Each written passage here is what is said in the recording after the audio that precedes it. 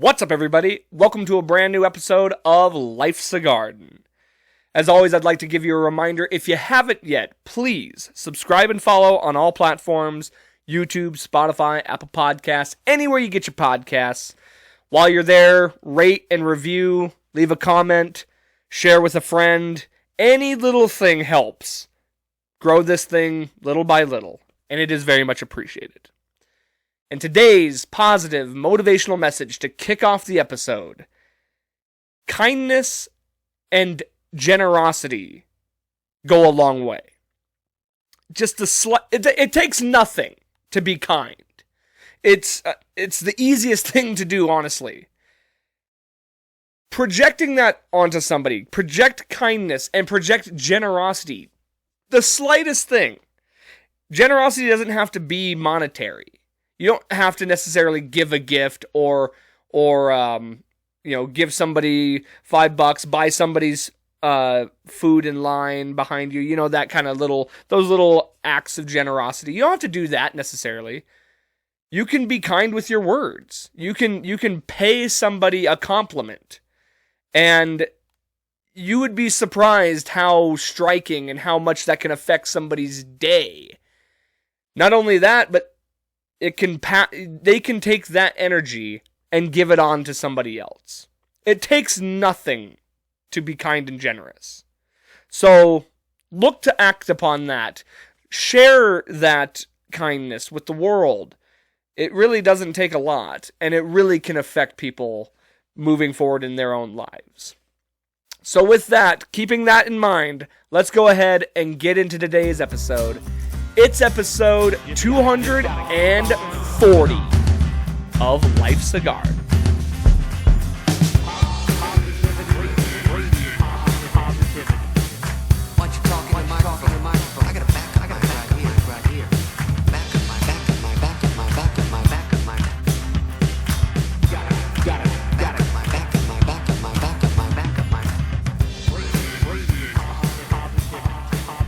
Right on. Welcome back, everybody, to a brand new episode of Life's a Garden. Appreciate you stopping by. Dude, the weather. Thank God it warmed up a little bit. Unbelievable amount of snow. And I knew we were going to get hit this year. Fuck Farmer's Almanac, whatever. Like, every year they say we're going to get just destroyed with snow, and it doesn't happen. Like, not like this. We get hit with snow pretty good. But this time around, man, we had something similar to this, 5-6 years ago, something like that. Like a really just torrential downpour of snow all at once, I just saw a thing where Billings was, I think, 7th nationwide in snow accumulation this year. And most of it all happened at one time. For the most part, I feel like this winter's been pretty mild with the snow. But dude, this last week, just non-stop. My yard, for real, is up to my hip with snow. Now, granted, most of that is from shoveling and putting snow in there, but a lot of it is just from natural accumulation.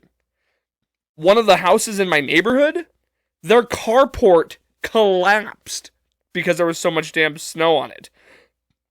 Which, of course, freaked me out, so I got up on my roof and was, shoveling snow off so that my house wouldn't collapse under the weight. But now, finally, we're getting some good weather, starting to warm up, which means everything sucks even worse. Because now it's all slushy out, and, the roads are melting, so you're getting these, ruts, and, it's just constant pain in the ass. And, of course, it's just going to be a wet mess the next week or so. But better than more snow. Because, dude, I don't even know if I felt like my house was just going to collapse in on itself if we were going to keep getting more snow like that. Unbelievable. Before we really get into today's episode, I do want to start off with a few corrections from last week. Maybe not necessarily corrections, but just updates, I guess. Last week, a good majority of the episode, I talked about the horrific tragedy that took place in Wyoming, where the mother murdered her 4 children and herself. I do want to there was a couple things that I was unaware of in that when speaking on that episode. First thing, I did not realize that there were actually 2 fathers of those kids. I think the 2 oldest daughters have a different father than the youngest 2 daughters. I was under the impression that it was just one father. So I want to extend my sympathies to the 2 of those fathers. I just was completely unaware. And from what I understand, there are actually 2 fathers that lost their children in this tragedy. Secondly, it was confirmed that this woman was dealing with some form of depression. It does not necessarily mean that it was postpartum depression, which was being discussed. Either way, no matter what kind, she was in fact dealing with depression. Still doesn't excuse there's no that doesn't give any sort of excuse as to her actions in this.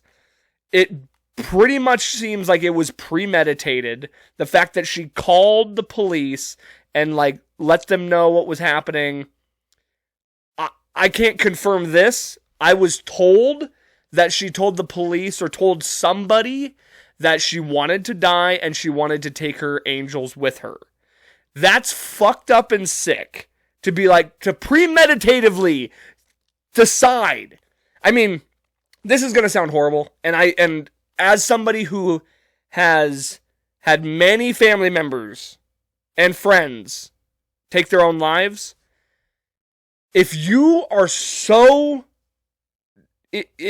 entrenched in depression and sadness and whatnot that you come to the brink and you're at that precipice of having to feeling like you need to take your own life, of course I would prefer that never have to take place. I don't ever want to see anybody ever have to feel they're so down and sad that that's the only goal. But if you're going to go that direction, don't take anybody else with you. That's so unfair. Especially children. I mean, there's just so, I don't want to bring this episode down to the way I did last week. So I'm not going to really like harp on this again because I pretty much said everything I need to say in the last episode. So if you hadn't heard that one, just go back and listen to that. You'll get my whole feelings about it. So I'm trying not to like wrap myself back into all of that.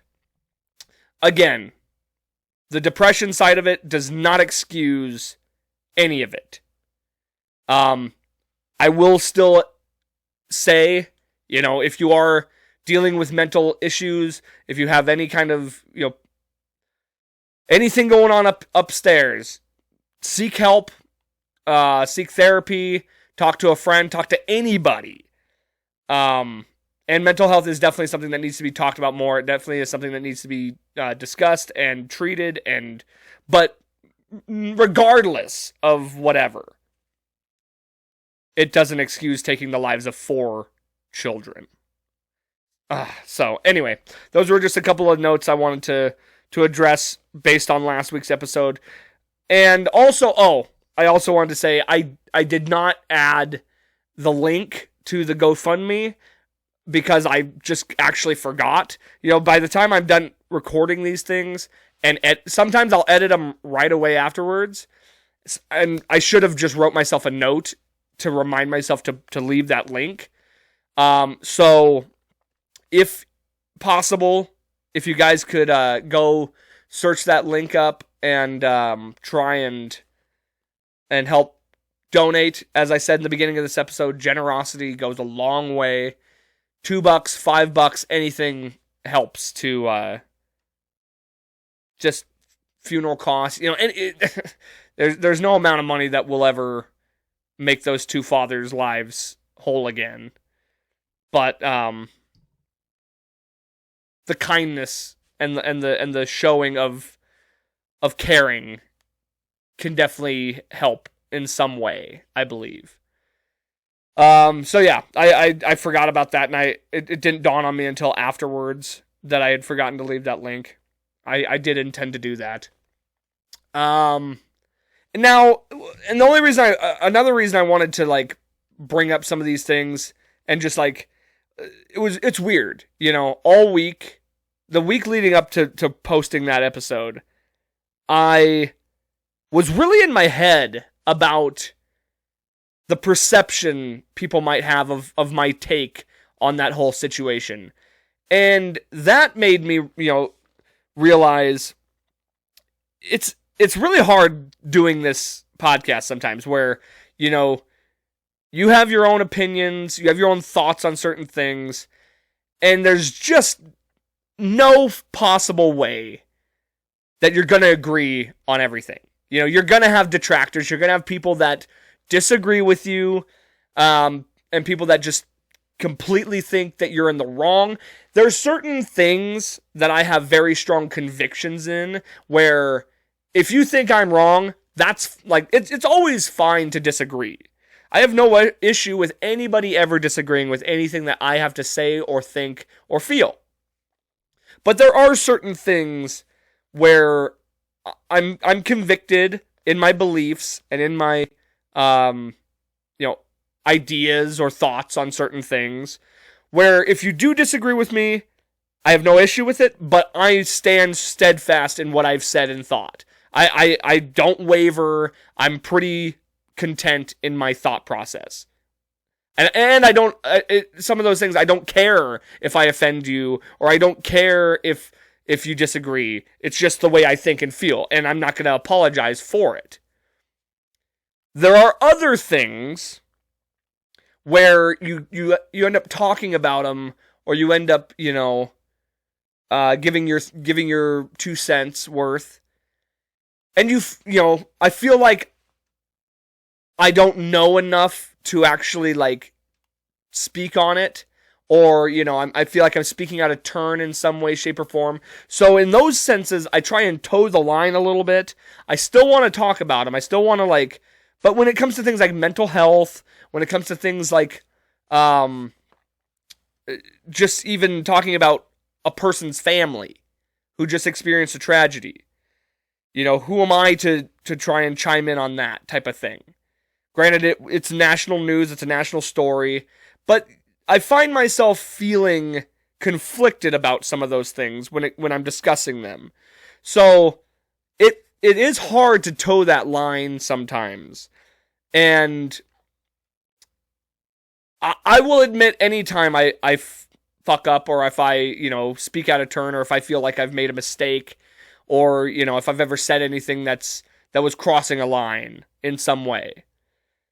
And not that I felt like I did necessarily, and I've not received any backlash on anything I've said. But just thinking, it was just something I had thought about during the week, where I was like, I wonder if that one's going to be perceived well, if it's going to invoke any thought, or if it's going to be received poorly. And it's just the idea of that in itself, where it's like, it's hard sometimes to record and put out your opinions to the public, because you're definitely not always going to you're not going to make everybody happy. You know what I mean? You're always going to have somebody that doesn't agree with what you're saying, which is fine. That's the beauty of living in a free country where you can actually express thought and opinion. However, I guess in my case, I'm such a people pleaser that I don't ever want to offend anybody. I don't ever want to rub somebody the wrong way or give somebody the wrong impression of me. And if you don't like me, or you don't like what I stand for, or you don't like what I say, that's fine. There's nothing I can do about that necessarily. Does it make me feel good? No, because I don't want to hurt anybody else's feelings, and I certainly don't want you to dislike me for any reason because unless it was something that I did directly to you, which I don't think I would, because I try to be a good person. So I just don't like the feeling of hurting somebody's feelings. Does that make sense? I try not to do that. However, when you're in the business of entertainment and trying to, voice opinion, it's gonna happen at some point. As I said, literally everything I'm saying to you was not struck up because somebody had a confrontation with me about anything. Nobody reached out to me and was like, "Hey, you're wrong about this," or "Hey, I don't like what you said." That never happened. All of that was just in my head of being like, maybe that will happen. You know what I mean? So that's the only thing. I just bring that up, I guess, kind of as I'm letting you, the audience, know. I'm never trying to ruffle any feathers. Unless it's something that I do feel, convicted in my beliefs or in my, whether that's religion, politics, not even religion, I'm not religious, but spirituality, politics, sports. I feel like there's ice falling off my house. I keep hearing little creaks and shit, and I'm pretty sure it's just ice falling off the house. But I'm like, is something fucking caving in? Ever since they told me that, I was like, dude, that can happen? That can just happen? Snow can just collapse my home? Well, that fucking sucks. But no, anyway, I will strongly stand by my convictions, the things I believe in the most, but mostly it's because they're things that I deem to be true, and I feel strongly enough about that you're not going to sway me in a certain way. Now, there are other things where I'm like, I could be convinced to go the other direction, and maybe what I'm saying isn't necessarily what I'm believing, or I may be convinced to believe otherwise, type of thing. So those are the things that I try and toe the line on a little bit more. Because even, I was trying to think, I was like, man, am I when discussing that situation, I was like, am I saying the right things here? Am I in the right of what I'm saying? And then, I woke up the next day, I was like, you know what? Yeah, I think I pretty much said everything the way I wanted to, and the way I think it came across correctly from my perspective.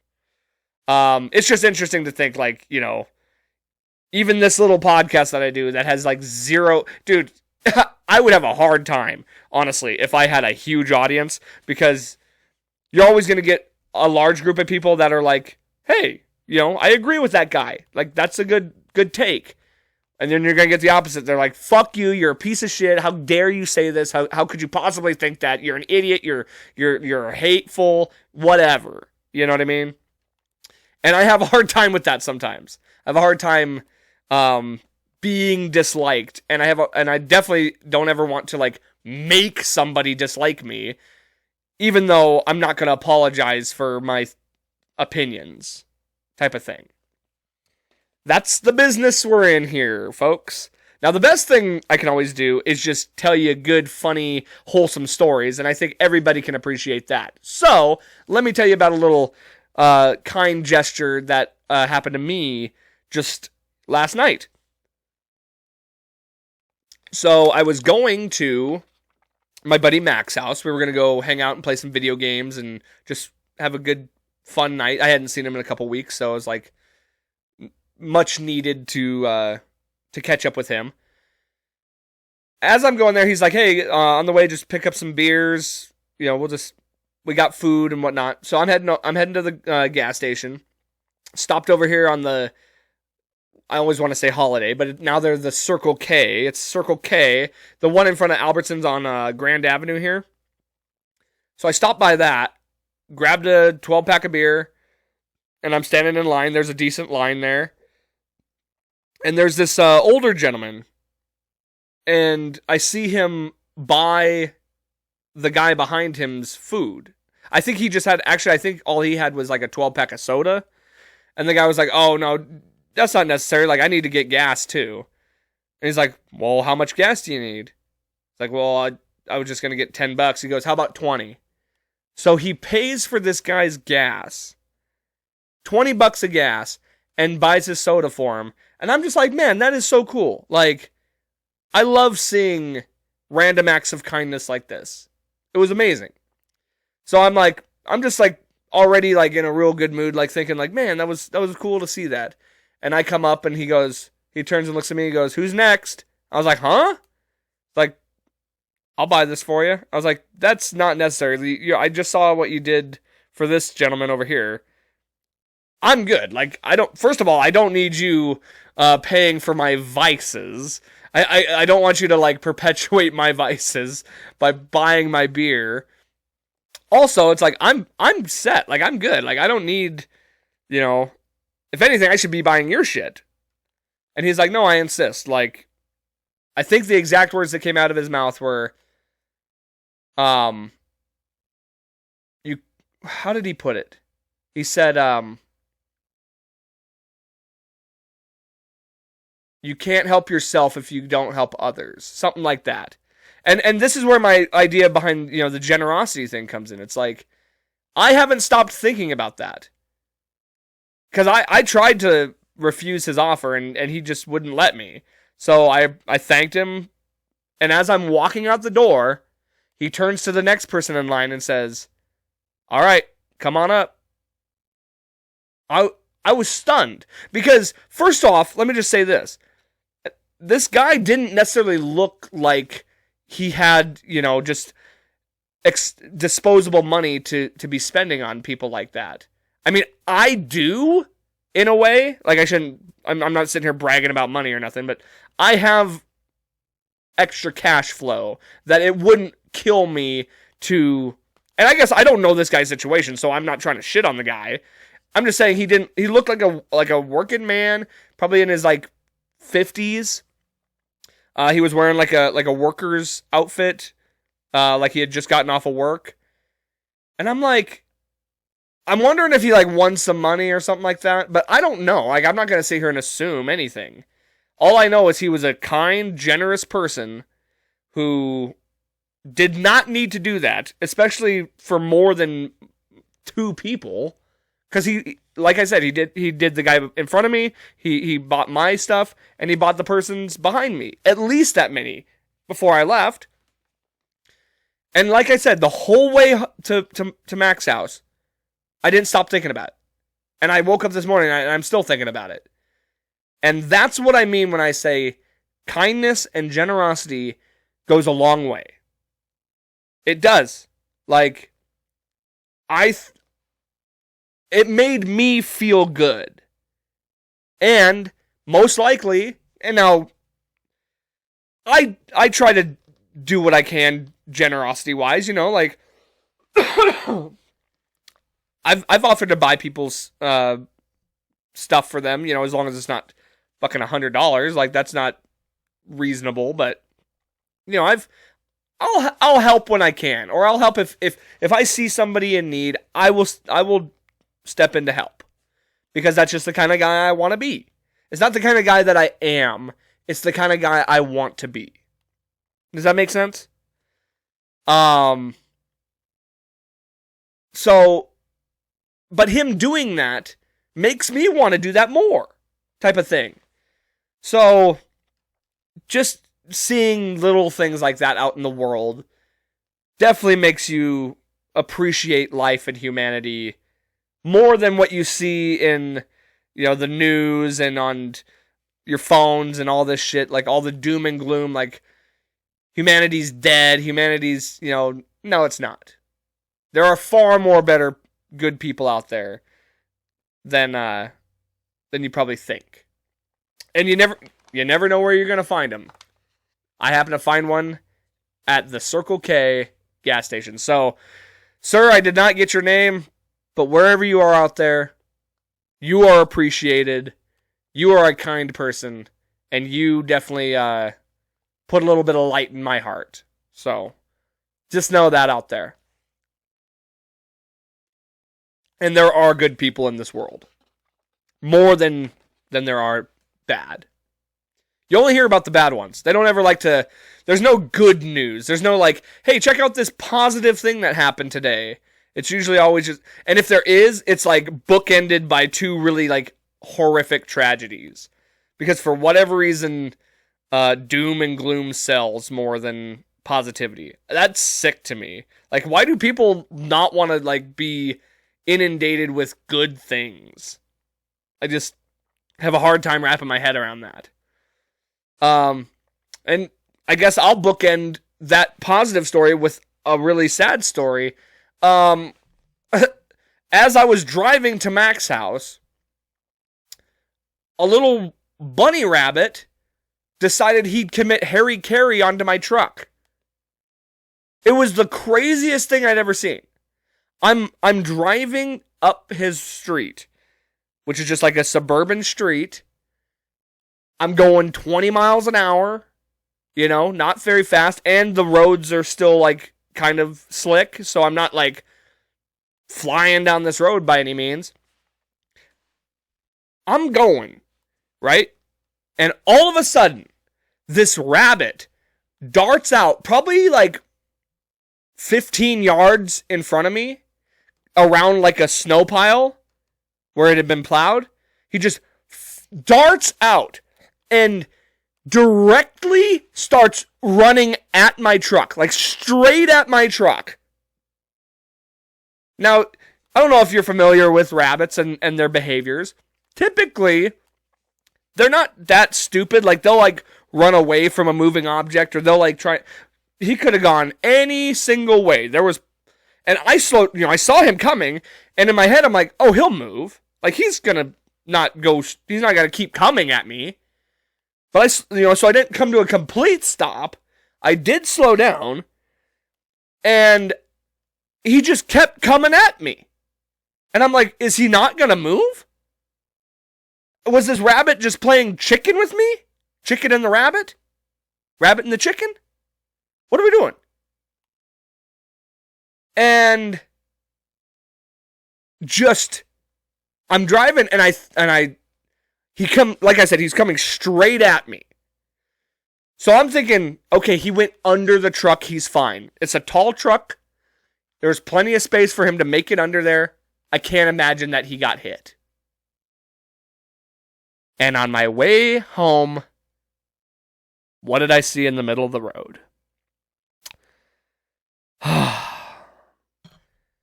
Harry Caray rabbit. I'm like, dude, what are you doing? Why would you do this? Like, had ample amount of time to veer off to a different direction. I'm talking, I was looking this fucker straight in the eyes as he was running directly towards me. And like I said, I was like, surely this dude's gonna like get out of the way. Again, I wasn't like flying down the road either. I didn't hear anything when I drove over him. So I assumed he just made it underneath. Apparently not, though. And I've ran over a few animals in my life, and God, it breaks my heart. I don't, obviously you never mean to do this unless you're a piece of shit. Then you like actively try to run innocent animals over. Oh, I did not want that to happen. Like, I was not intending to kill an animal that day. But that animal was clearly determined on dying that day, because I thought he was being chased by like a cat or something. The way it was like just panicked running like so fast. I'm telling you, that dude was waiting for the next car to drive by, and he was gonna go for it. He was done with this life. Ugh. Just tragic. Just tragic. Now on to better news. How about, well, is it better news? It's at least awesome. It's awesome and sad at the same time. We gotta talk about this U.S. hockey team. Bro! Hockey is on top of the world right now. What the NHL did with this Four Nations tournament put hockey on the map. It's been a while. It's been a very long time since hockey has been talked about quite as much as it has this last week. There's obviously been like very big moments in hockey. The Miracle on Ice. Obviously, like when Wayne Gretzky was playing was a very big time in hockey. You had a lot of good rivalries going. But lately, hockey, I feel like, has hit a low end. And by lately, I mean the last like 5-10 years-ish. I have noticed like a slow upward momentum. I think it was when they switched to ESPN, I was noticing a little bit more coverage, and they were getting more of like the recognition they deserve.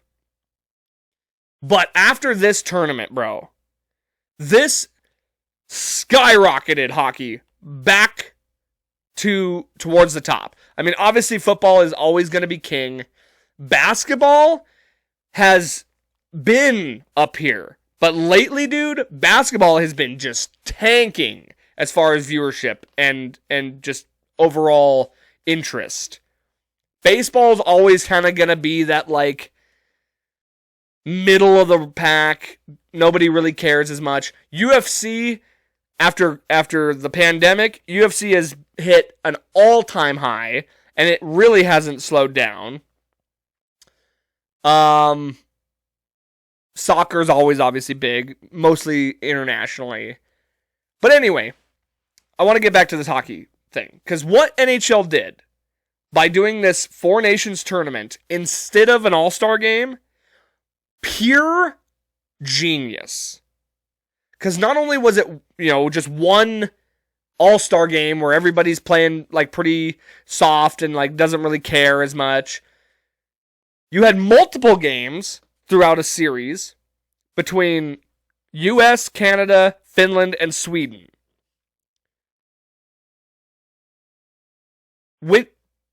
I know part of this whole thing was to help promote the Olympics next year.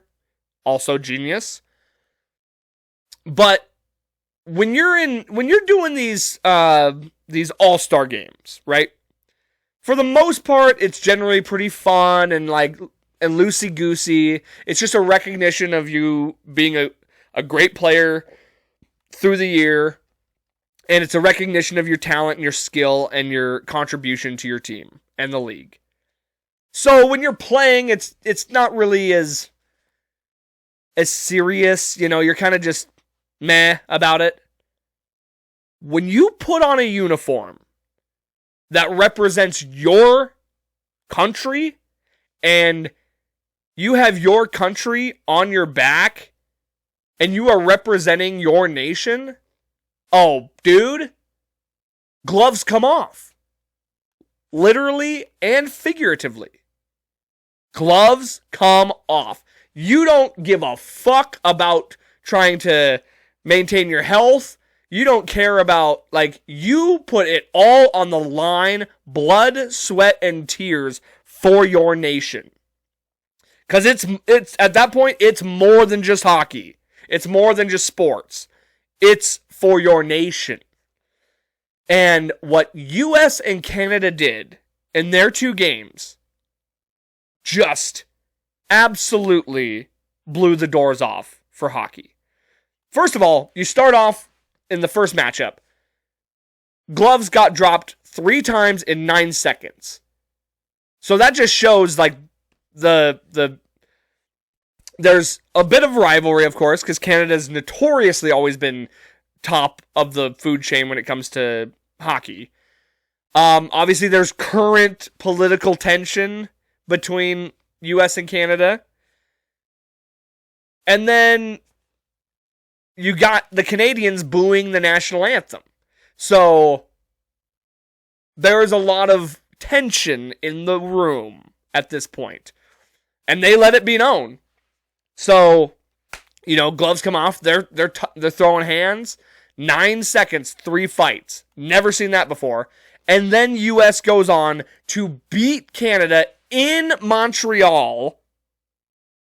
Did not realize this was the first time a U.S. hockey team has beaten a Canadian hockey team since 1996. Now, I don't know how often those two teams match up, whether it's every 4 years for the Olympics type of thing, or if there's other national, like, tournaments and things like that similar to this. I'm not aware of all that. Of course, there is always the Olympics, but I'm not sure, like, outside of that, if there's other hockey tournaments that are national things. Either way, stunning. Stunning to know that that was the first time we'd beaten them since 1996. Then, of course, both teams go to the finals. Canada ends up winning in, by the way, an incredible game. Like, kudos to Canada. Obviously, I was rooting for the United States. My boy Nathan McKinnon did get MVP for the Canadians, so, you know, there's a little something to tap on the back and be like, hey, at least we have this. Obviously, I would have preferred for the United States to win, but it was a 3-2 game. Went to overtime. I mean, just couldn't have gone down any better. Like, what a great game. What a great... And I was reading, they said it was like an all-time viewership for hockey in a very long time. So this, if this doesn't get you juiced up for hockey, and you know me, I like hockey. Hockey's definitely up there for me in all-time sports. If this doesn't juice you up, then I don't know what would.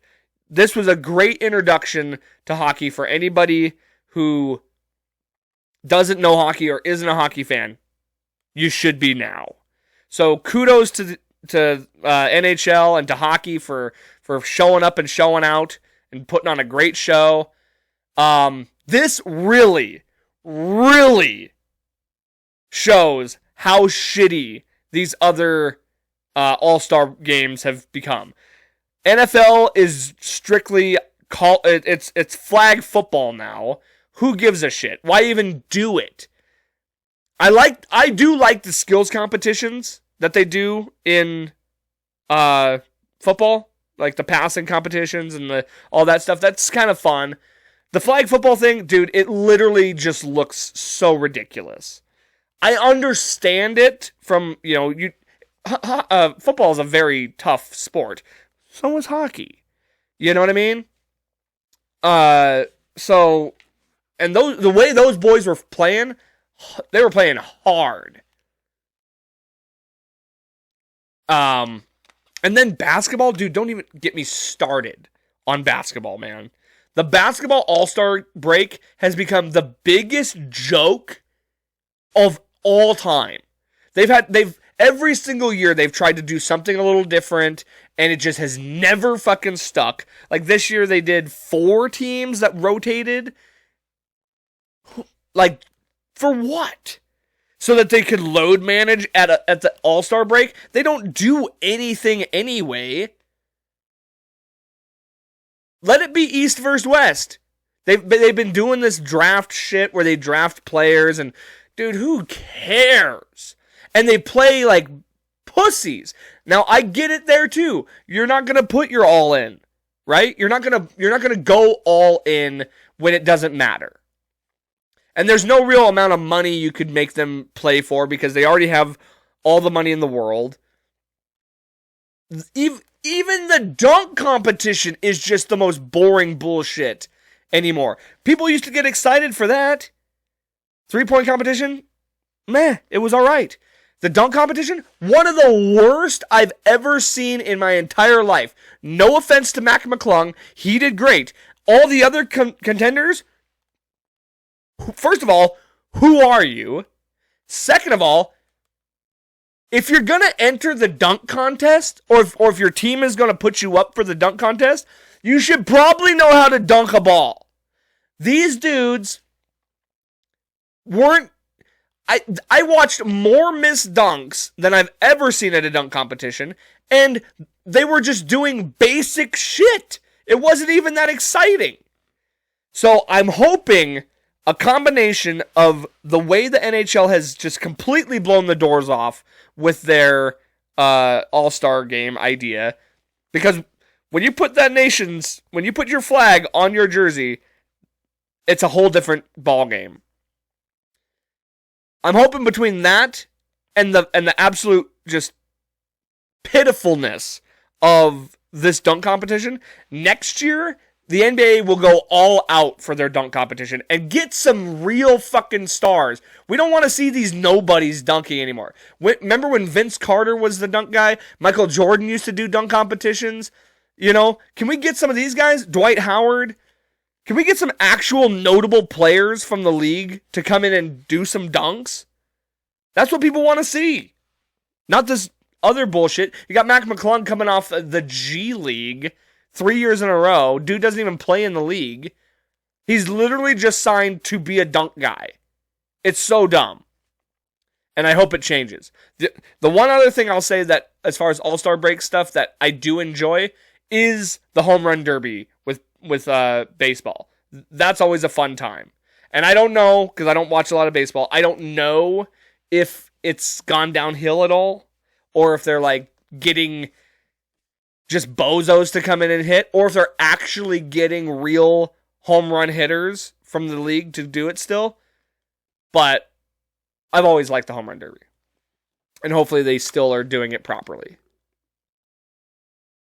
With baseball, I can't imagine that they wouldn't, because they've always maintained a level of tradition and whatnot, but who knows? Dude. How in God's name am I ever going to be able to get on a plane again? For real. Like, every other day, there's videos of a plane crashing or some kind of shit going down at an airport. And some of them are not even, like, some of them are mild. But, like, they're not, let's say this. They're not, fatal. They're not, like, heavily fatal. Like, the one that, the two recent ones that happened were the one in, Korea, where, like, 400 passengers died. And then the other one was obviously the one that happened in Washington, D.C., where that helicopter crashed into the plane, which was just absolute, you know, I don't know what the failure was, but somebody fucked up somewhere. That's what I know. And then this one that just happened in Canada. Was it Canada? Delta Airline? Fucking thing, it's supposed to come down at a slant like this. It came down just straight onto the ground like that, hits, turns over, snaps the wing off, goes upside down. Luckily, everybody was okay. Nobody died. I mean, I'm sure there was people that were definitely injured, because you're never expecting that shit to happen. Dude! That is one of my biggest fears. Like, I'm not a good flyer, because I'm so afraid. I'm afraid of anything going wrong. I've had bad turbulence where I was white-knuckling my seat. And I hate driving long distances, too. That's another problem. I like to fly. How am I ever going to be able to get on a plane ever again without... I already live in constant fear of this bullshit. Now, I'm going to have to take a fucking Xanax just to get on a plane. Because this is out of control. Like, I can't even deal with seeing these videos. And it's just the how and the why. Why does this keep happening? How do they keep letting this happen? I mean, stocks have to be going so far down for Boeing and Delta and American Airlines and all these different companies, because that's the other thing. There's none of these companies are safe anymore. You know, like they all used to have like a reputation of safety and stuff. And who would have thought? Who would have thought like Allegiant was going to be one of the ones that isn't being involved in these crashes, right? Like Allegiant or Spirit, you haven't seen a whole lot of like those ones going down. But Alaska Airline had one. American Airline now has one. United Airlines, or was it Delta? I don't remember. Either way, these are all the major names. Like, these are the ones that you're supposed to think, oh, these will be the good ones. When I get on an Allegiant flight, I'm like, ooh, God, like I hope they duct tape the wings on tightly. But then you get on a Delta or United or whatever, and you're like, oh, okay, like this ain't Emirates, but this should be a good one. And now those are out the door. Can't even feel safe on those. So here's my question. What the fuck? What the fuck is happening? Are we not inspecting these planes well enough? How do we not have just so many resources going towards aviation?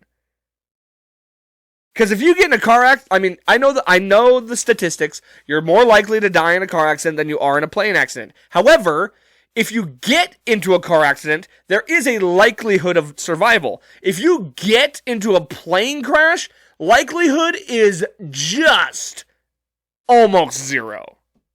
The likelihood of survival is like next to none.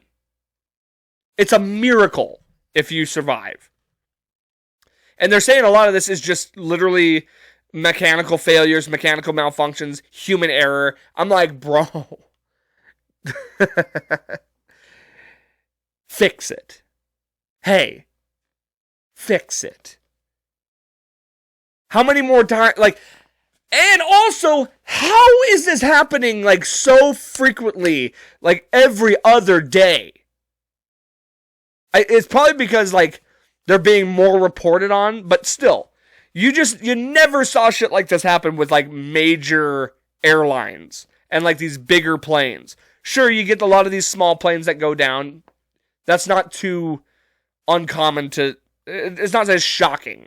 But when you see like a passenger plane, like a big fucking passenger plane that is holding hundreds of people, when those start going down, like, what are we doing? Something needs to fucking be done here. Am I the only one? Am I crazy? I can tell you what. My next flight is in May. That's the next time I'm booked to fly somewhere. If this shit continues, I might be driving to Nashville. 'Cause I don't know if my anxiety can deal with it. It's too much. But then again, you have, how many flights are going on every single day without incident. But with my luck, I'd be on one that had an incident. But it's alright because the flight I am taking is Allegiant, so should be good. We're also flying out in June to Denver. That'll be another flight I'm taking. Yikes.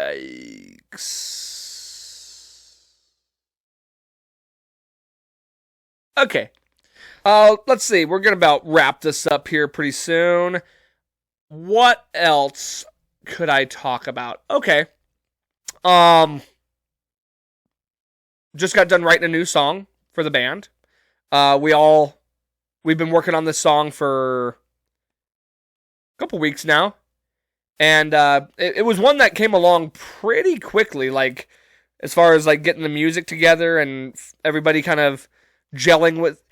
When it comes to songwriting, it's kind of interesting how it works. Like sometimes they just click, sometimes it's like right away everything's firing on.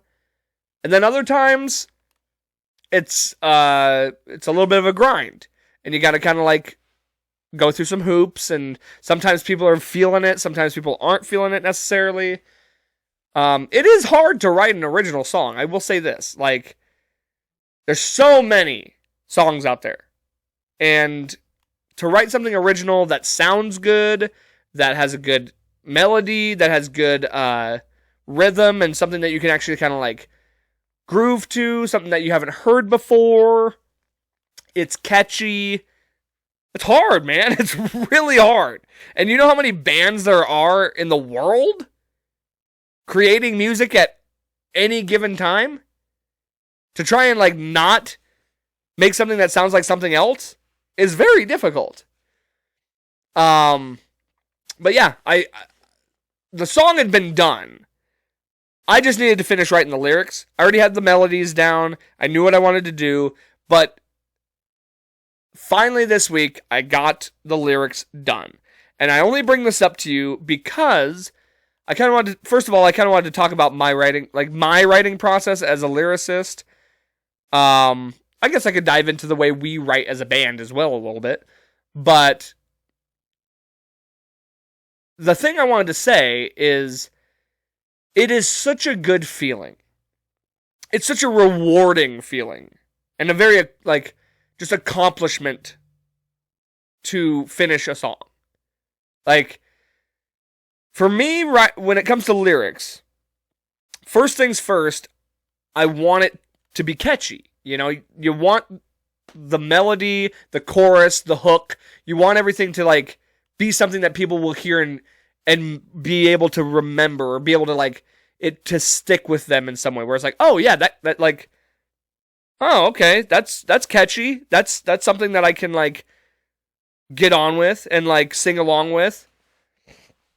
So that's number one, and that mostly comes from the band, right? The band is, I'm going to formulate my melody around what the band has written, so it fits the song.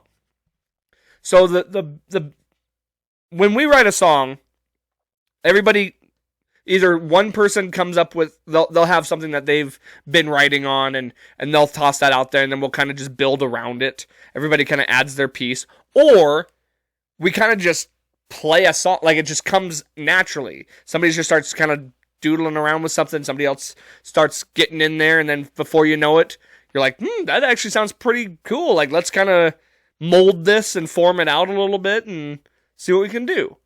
We've done it both ways. Either way, the music always comes first. You make sure you got your timing down. Here's how many of this we're going to do. Here's the chorus. Here's the bridge. Here's the verses. Yada, yada. You structure the song.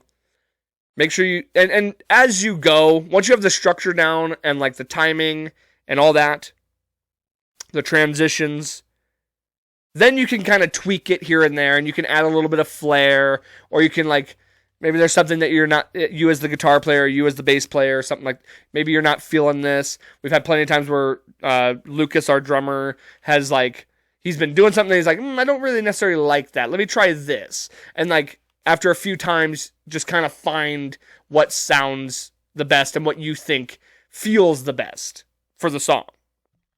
And me as a singer and a lyricist, I'm trying to do that the whole time. You know, as they're playing, I'm kind of like trying to, first of all, get the vibe of the song. I want to be able to like have the right emotion to match the song. And then, you know, like I said, the melodies and all that, you want to be able to like have something catchy and original. And once that's all done, you got to do lyrics. For me, lyrics have always kind of come pretty easy at first. You know, you kind of have a little bit of an idea. Something just kind of like natural. You start like humming a couple of bars, and you're like, oh, that's kind of cool. I like how that sounds. You know, this and that. So you kind of just write those down and put those out, and then you can kind of like formulate ideas from those. And there's no one way to write a song. Let me just point that out. Like, there's definitely some things just come a certain way, and sometimes they come a little differently. For this one, now, and especially recently, now that we have so many songs, right? We have a pretty decent catalog, right? One thing that I have been trying very hard to do is, first of all, writing a song that is different than other ones that we like, meaning wise. Like, I don't want every song's message to be the same or similar. I'd like to kind of like have a few, you want to change it up. You want different ideas. And a lot of the times I find myself going down similar paths of other songs that we've had, right? Trying to come up with an original idea. Number one. Two, trying not to recycle lyrics. It's hard when you get in a rhyme scheme.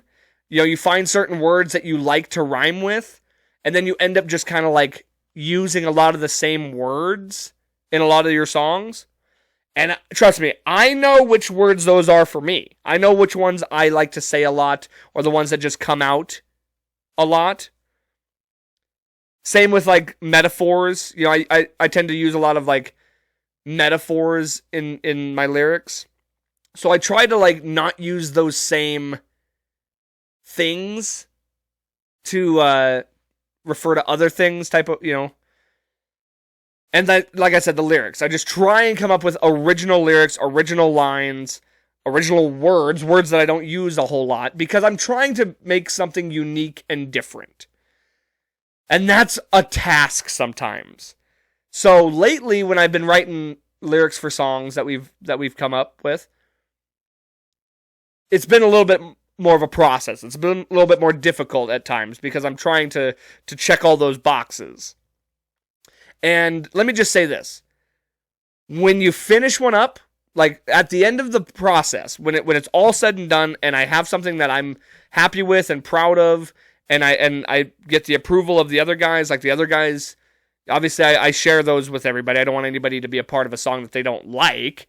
I want their approval too. I want them to be able to like sign off on it and be like, yeah, no, this is good. This is something that I can get down with. I like the message. I like the meaning. I like the lyrics. So once all those things are done, man, and you're like, wow, got it done. Like, it feels very accomplishing. It feels like, wow, we did it. We made another one. We created something unique and something that we can be proud of. And now the next step is just refining it and making it like tight and sound good, and then playing it on stage. And it's such a rewarding feeling, like when I wrote down the last words in those lyrics, and I read it over, and I was like, okay, is there anything that can be changed? Is there anything that could be a little bit better? I proofed it over, and I was like, you know what? I think this is where it's going to be. I think this is where I want it. This is good. I'm happy with this. Once you do that, it's like such a relief. And you're like, wow. I didn't think I could do it. I didn't think I could do like something that was different than something I've done before. I was like,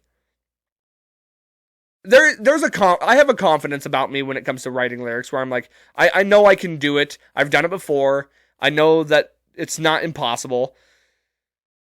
But once you've had so many songs that you've done and you don't want to do the same thing over and over again, you want to try and make it unique and different, that can be difficult sometimes.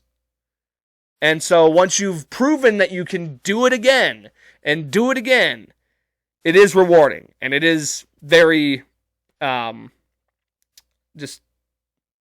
makes you feel good. It's accomplishing. And so that was something that happened this week that was very cool. And I felt like I actually got something done and that I was just proud of it. And I'm hoping that once we get this song nailed down and get to play it live, I hope you guys all enjoy it as well. And I think you will, because it's a pretty badass song. But until then, I hope you guys have a great week. Thank you again for listening to the show and watching. Hopefully you got a little something out of it.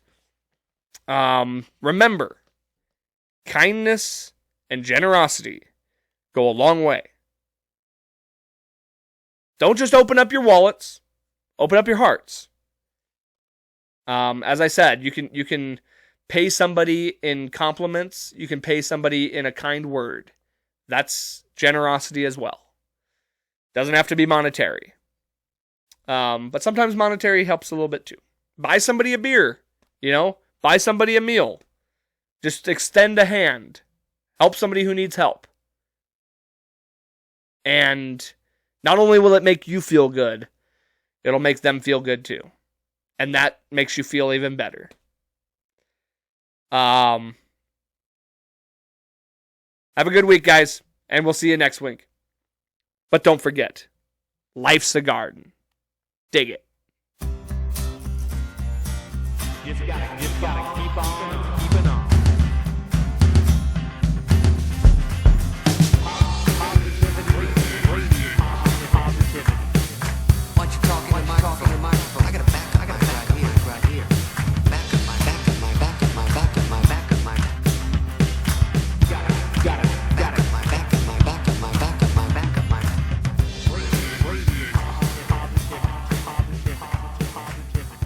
Life's a garden, dig it?